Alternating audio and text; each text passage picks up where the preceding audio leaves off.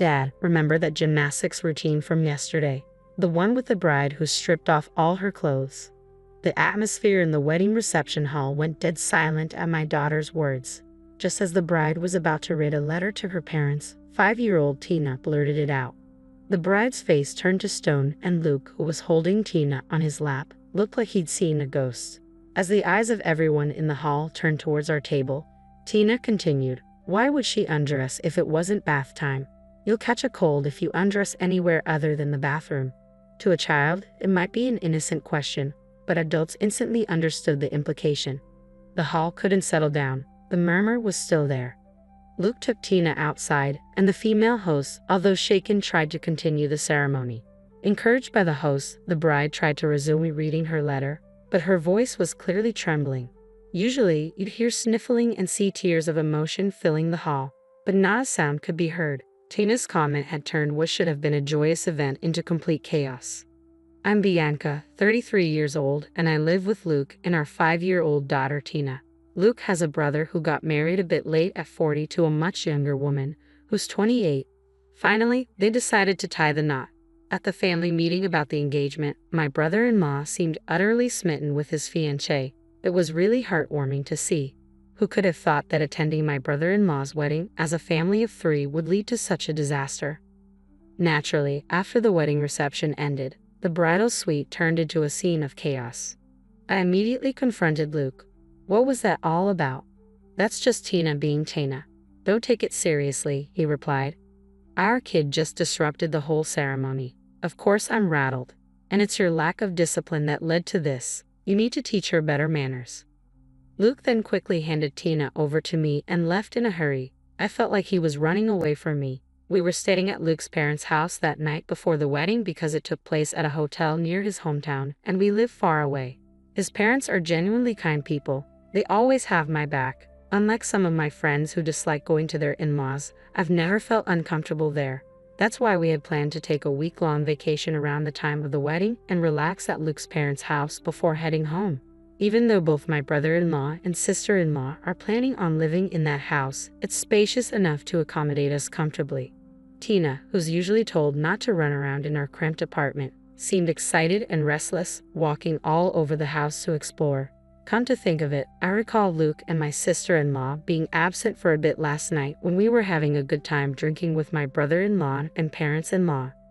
"Mom, Dad's playing around. Tina wants to join in too." I feel like Tina did say something like that. Who would have thought that what she was referring to was Luke and my sister-in-law cheating in the bridal suite? My brother-in-law and sister-in-law spent a long time talking. Eventually, we decided to head to the after-party. Our friends were waiting for us at the after-party, but Tina and I ended up going back to my parents-in-law's house. If what Tina said is true, I am so sorry. My mother-in-law kept apologizing, looking genuinely regretful as we left the hall. "Please stop. Luke is the one who's at fault here. But even though you've done nothing wrong, it's my fault for not properly teaching him how to treat women. No family could possibly teach that level of decency." When we arrived at my parents-in-law's home, Luke was already back, sitting alone, watching TV and drinking a beer. Standing tall, my mother-in-law broke the ice. "So, what kind of gymnastics are we talking about? I'd love to see it." "That's not it. I was just asking my future sister-in-law to look after my brother." "What a considerate younger brother you are, but I can't imagine Tina lying. She's only 5 years old and she often says strange things. Tina is my granddaughter and she's very bright. So, you're taking the word of a bad girl over your own son. Don't you dare call my precious granddaughter a bad girl." "Are you getting mad?" Both my mother-in-law and I had our suspicions about Luke, but we couldn't push it further based solely on the word of a 5-year-old. Luke wouldn't admit anything. He just went into a sulk and locked himself in his room. 2 days after the wedding, both my mother-in-law and I kept an eye on Luke, but he didn't do anything suspicious. Well, my brother-in-law and sister-in-law went off on their honeymoon, so it's not like he had a chance to be suspicious anyway. Meanwhile, Tina, ever the little explorer around the house, found something unbelievable. "Mommy, what does this say?" Tina can't read cursive yet. "You shouldn't be going through Grandma and Grandpa's stuff."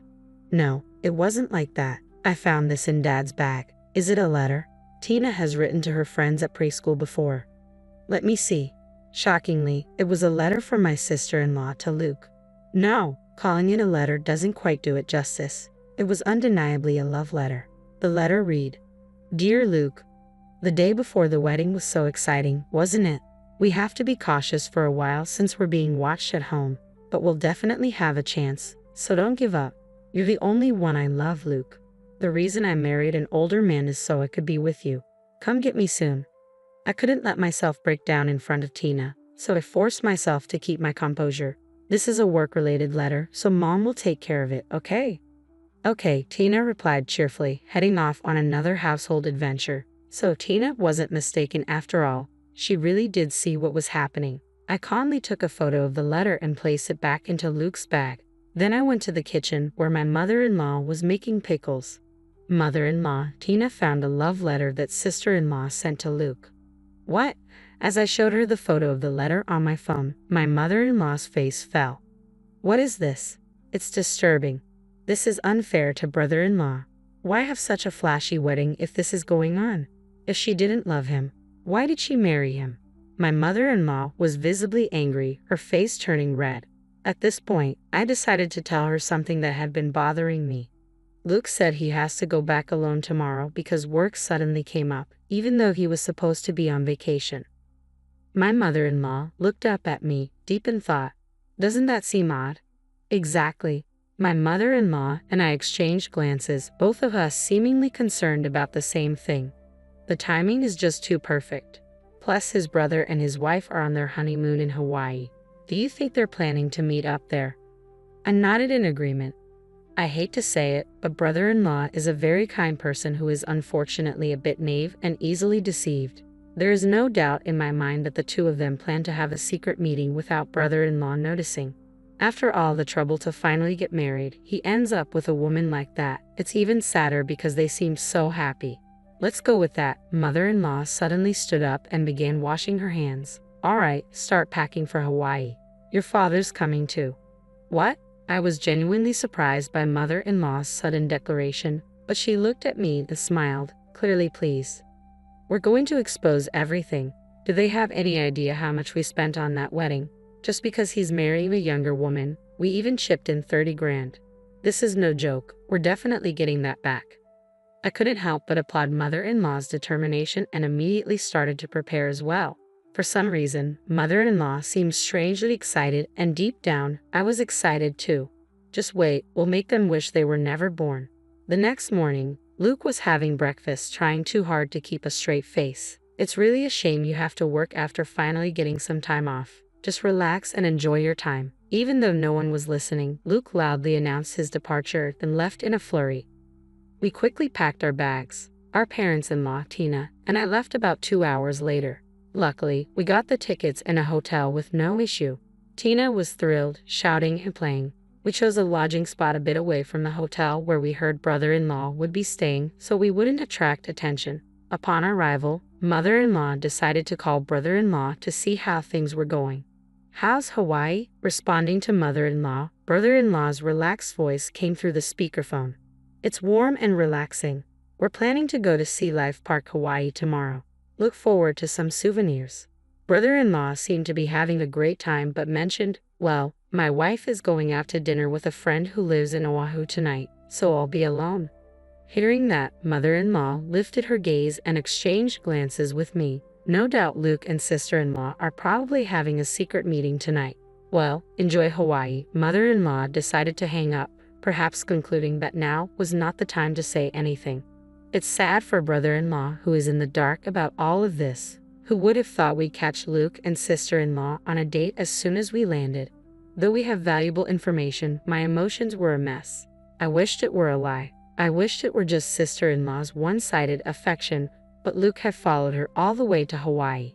Ignoring this wasn't an option anymore. After discussing with my parents-in-law, we decided that father-in-law, who could blend in the most, should tail sister-in-law as she left the hotel for her date tonight. Father-in-law put on a hat and a mask, transforming into an unnoticeable passerby in seconds. "Way to go, Dad. You're completely unnoticeable." Tina added. "Grandpa is sus." She was delighted whether he was being praised or teased. Easily influenced by mother-in-law's words, father-in-law decided to stake out at a cafe in front of the hotel where brother-in-law and his group were staying. Hun, your mission is threefold.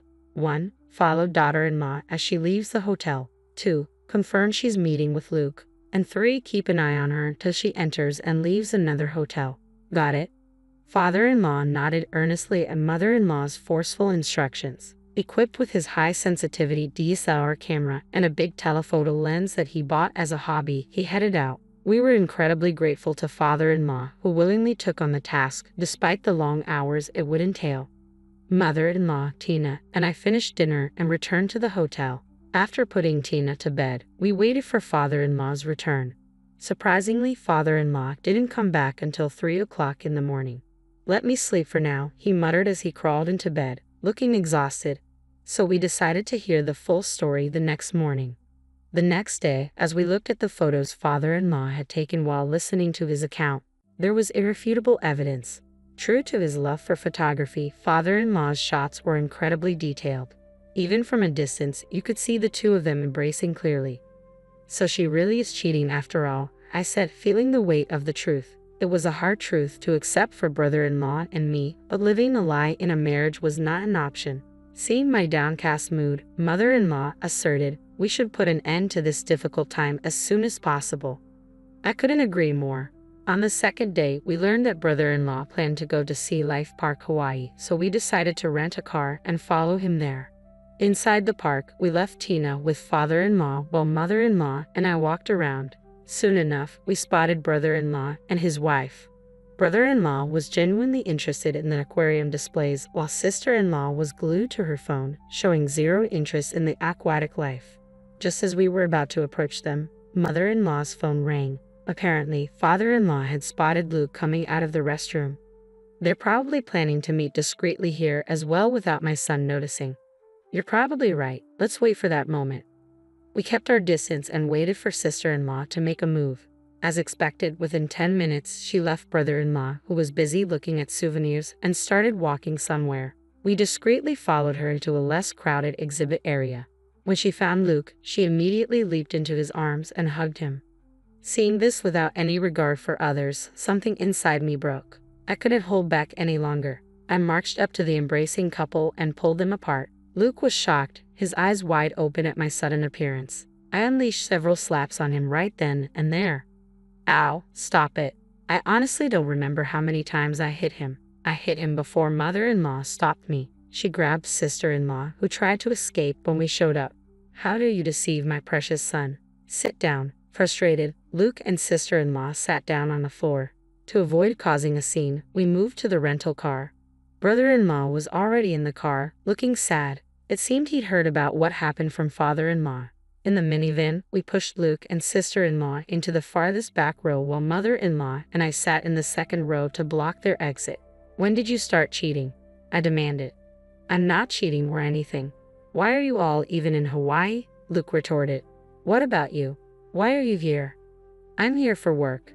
"Don't lie, you came chasing after this woman, didn't you?" "It's a coincidence." Even then, Luke still tried to deceive us. So I confronted him with the evidence, photos that father-in-law had taken. "We can see you two were having fun until around 3 o'clock a.m. Father-in-law followed you." Luke sighed heavily. Sister-in-law kept her eyes down and said nothing. "So what Tina said during the wedding reception wasn't a lie, was it? You two were exercising the night before the wedding, weren't you?" "Look, I was in a tough spot too. I was bothered when sister-in-law came on to me. I told her multiple times that I have a loving wife and daughter, so it can't happen, right?" Just then, Luke started to shift all the blame onto sister-in-law, who responded with an incredulous "ha." Grabbing Luke, she yelled, "Who is the one saying leave my brother and be with me?" "No, I never said that," Luke shot back, and their argument began to heat up. Back and forth they went, arguing about who said what. I didn't come to Hawaii to listen to this nonsense. Finally, I couldn't hold back any longer. "Enough. I don't care who initiated it. Why can't you just apologize when you clearly betrayed me and brother-in-law?" "I'm the victim here," Luke insisted. "If you try to dodge responsibility anymore, I'll make your life a living hell." "What are you planning to do?" Let's just say I'll make sure everyone in your social and work circles recognizes you as the fool who slept with his brother's wife. What's the point in doing that? Well, if people aren't warned, you might try to make moves on their wives or girlfriends. I would never do that. You've already done it, haven't you? He had no comeback. Luke fell silent. It turned out that during a family dinner that had doubled as a meeting to sort things out, sister-in-law had developed a liking for Luke. Luke didn't mind the attention and continued a casual relationship with her. Bizarrely, Luke even suggested to sister-in-law, "Why don't you first marry my brother, get a share of his wealth, and then divorce him and marry me?" For some unknown reason, sister-in-law seemed to go along with it. Unbelievable. To be swayed by these two, Luke, who is supposed to be my husband, now looks utterly repulsive to me. "This dirty man is all yours. I don't want him anymore," I said. Sister-in-law, surprisingly pleased with my words, turned to me and smiled. "Really? What was all that fighting about just moments ago? But let me tell you, a man like this will definitely do it again. Cheating outside is one thing, but hitting on a family member is just sick, especially when he falls for a terrible woman like you. There's no cure." Sister-in-law, entirely unfazed by my words, smirked as if she'd won. Is that a cry of defeat? I wondered. Well, do enjoy your few months together then. Even Luke joined in, grabbing sister-in-law's hand and starting to celebrate. What an incredibly cheerful pair they are. "Because of you, I spent $30,000 on a wedding we didn't even need to have. I expect that money back. I'll also be seeking compensation in the divorce proceedings." "I expect $20,000 from each of you," I stated firmly. Hearing my mother-in-law's demand, sister-in-law suddenly shouted, "That's totally unfair." Luke joined in, saying, "As if we can afford that. If you don't pay, we'll go through lawyers and take this to court. If you two can find happiness under a $70,000 debt, be my guest." "This is outrageous. We just love each other a little," Luke protested. "That's precisely the problem. You'll both be held fully responsible for what you did," mother-in-law shot back. Just then, brother-in-law suddenly started moving the rental car. "Where do you think you're going?" I asked. Brother-in-law drove silently and, when he reached a deserted area near the ocean, he took their wallets and cell phones and left them there. I was surprised. I had never seen brother-in-law this angry before.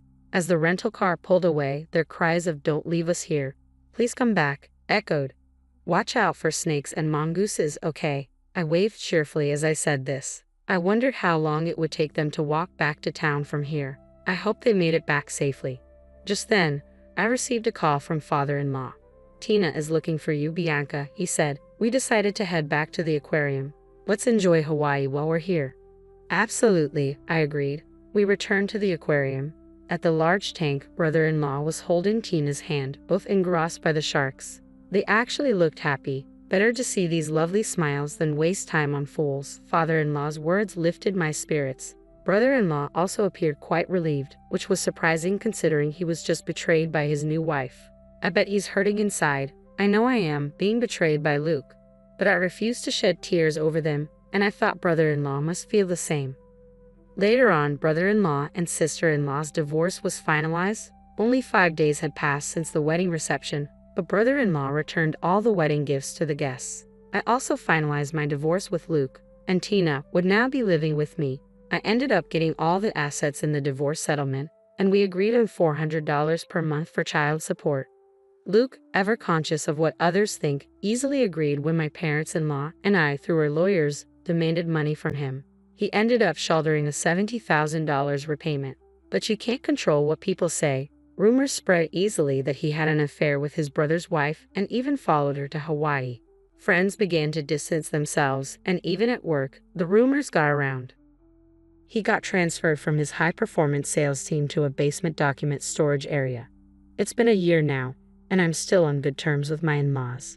Just the other day, while looking through a school backpack catalog with my soon-to-be elementary school daughter, she said, "Grandma will buy it for you." "No, Grandpa will buy it," I teased. "It'll be a lasting joke." The room went silent when Tina said, "Let's settle this with a gymnastics competition."